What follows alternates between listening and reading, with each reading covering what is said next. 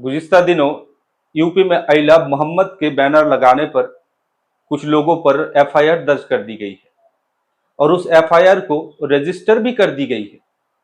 क्या उस एफआईआर से नफरत खत्म हो जाएगी? बिल्कुल नहीं, बल्कि नफरत और भी बढ़ जाएगी, क्योंकि हर मुसलमान हजरत मोहम्मद मुस्तफ़ा सल्लल्लाहु अलैहि वसल्लम को अपने माँ बाप से भी ज्यादा प्यार करते हैं।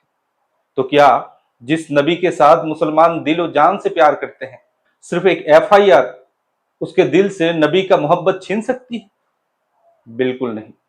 वो भी उस नबी के नाम लिखने पर एफआईआर दर्ज कर दी जाती है जो दुनिया के तमाम लोगों के लिए रहमत बनकर आए थे, जिसके बारे में खुदा ताला का फरमान है कि लौला का लमा खलक़तुल अफ़लाक, यानी ऐ मोहम्मद, अगर मैं तुझे पैदा न करना होता तो ये दुनिया भी पैदा नहीं करता।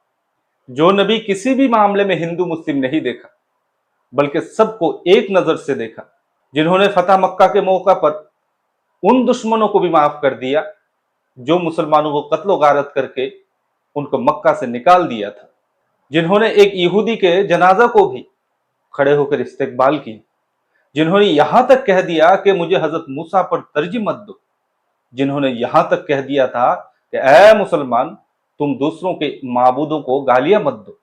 क्या ऐसे नबी के साथ प्यार का इजहार करने पर एफआईआर दर्ज की जाएगी?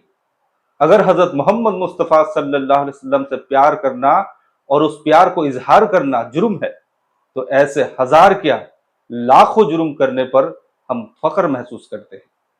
अगर उसके लिए एफआईआर दर्ज की जाती है तो ऐसे लाखों एफआईआर दर्ज करवाने पर हम फख्र महसूस करते हैं। लिहाजा ये सोचना कि एफआईआर के जरिए से हम मुसलमानों के दिलों से नबी का प्यार खत्म कर देंगे, ये सोच ही गलत है, क्योंकि उससे प्यार कम नहीं होगा, बल्कि ईमान और भी मजबूत हो जाएगा।